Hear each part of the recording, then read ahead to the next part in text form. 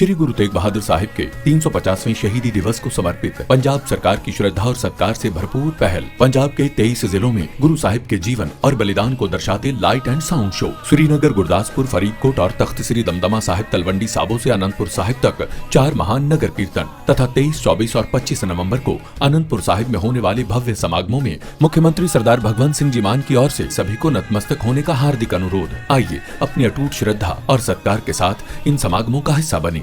Law and order है नहीं, कानून व्यवस्था हरियाणा में है गायब। हरियाणा में मुख्यमंत्री जी का नाम है नायब और कलम में शाही है गायब। प्रमुखता से आज छपी भी है कि एचटेट के तैयार और घोषित परिणाम में 1284 अभ्यर्थियों का आया अंतर। आज फिरौती प्रदेश बन गया हरियाणा। आज ऐसी स्थिति आ गई कि एडीजीपी और एसआई लेवल के अधिकारियों को सुसाइड करना पड़ रहा है। आप देख रहे हैं कि इस प्रदेश सरकार में एक के बाद एक किस तरीके से घोटाले सामने आ रहे हैं। ये डबल इंजन का अर्थ अब डबल इंजन से प्रदेश को लूटना हो गया, ऐसा दिखाई देता है। इसका अब ताज़ा उदाहरण आपने देखा कि धान घोटाला, जो बड़ा भारी घोटाला, ये जो केवल सरकारी अफसरों तक सीमित नहीं है घोटाला, तार कहाँ तक जुड़े गए हैं इसकी पूरी जांच होनी चाहिए, सीबीआई जांच होनी चाहिए।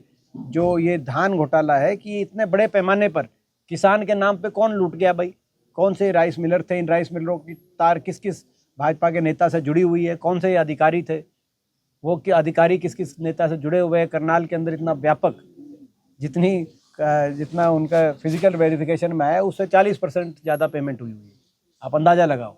तो ये किसान के नाम पे कौन लूट गया और कौन लूट रहा है, तो ये एक बड़ा घोटाला सामने आया है। दूसरी एक बात जो भी हमारे ये बता रहे थे हमारे अध्यक्ष जी, जो एचटेट में इस बार ये जो बात आई है प्रमुखता से आज छपी भी है कि एचटेट के तैयार और घोषित परिणाम में 1284 अभ्यर्थियों का आया अंतर। आप अंदाजा लगाओ कि कितनी अंधेर नगरी चल रही है।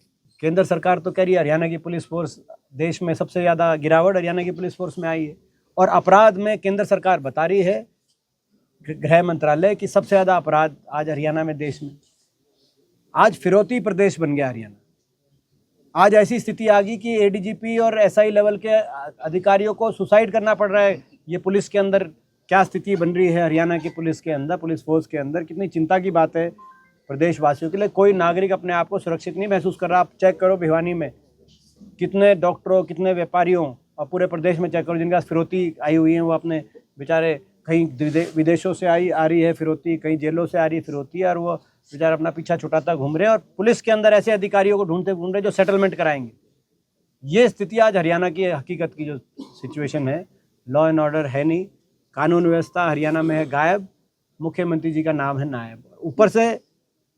ऊपर से ऐसी स्थिति क्यों बनी, वो इसीलिए बनी, ये आखिरी बात आपकी कह देते हैं, क्योंकि फिर तो ये स्थिति क्यों बनी हरियाणा में, वो इसीलिए बनी है स्थिति कि जो प्रशासन है, पुलिस प्रशासन है, उनको पता है कि सत्ता की डोर कहीं और है। दिल्ली में बैठे केंद्रीय मंत्री के हाथ में हरियाणा की सत्ता की डोर है। मुख्यमंत्री जी का तो चेहरा है, जो चेहरा बदला गया जब ये पता चला 10 साल में इतनी ज़्यादा लोगों में निराशा हो गई इस सरकार के प्रति, हरियाणा का इतना नुकसान हो गया इस सरकार के कार्यकाल में।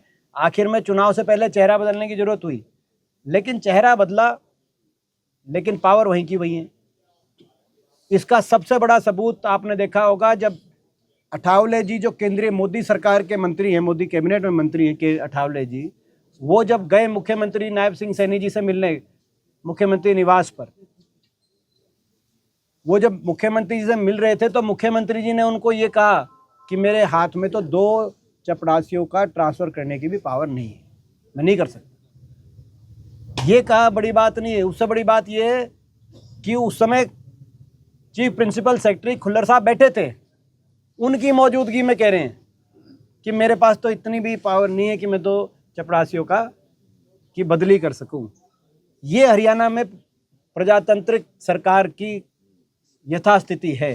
तो जब अधिकारियों को ये पता है कि मुख्यमंत्री जी के पास कोई पावर नहीं है, तो जहाँ है वहाँ से अपनी ट्रांसफ़र पोस्टिंग की बात करते हैं, और जिनके पास है उनके जवाब दे ही नहीं। इसीलिए आज प्रशासन का कोई कंट्रोल रहा नहीं। जितने अधिकारी हैं वो अपनी मर्जी से प्रदेश को जो है चला रहे हैं और आज ये हालात कानून व्यवस्था की है। 100 बात की एक बात है, हरियाणा में मुख्यमंत्री जी का नाम है नायब और कलम में शाही है गायब। ये स्थिति, कलम में शाही, वो तो बता दिया उन्होंने, खुद ही कह दिया कि दो चपरासी भी नहीं कर सकते।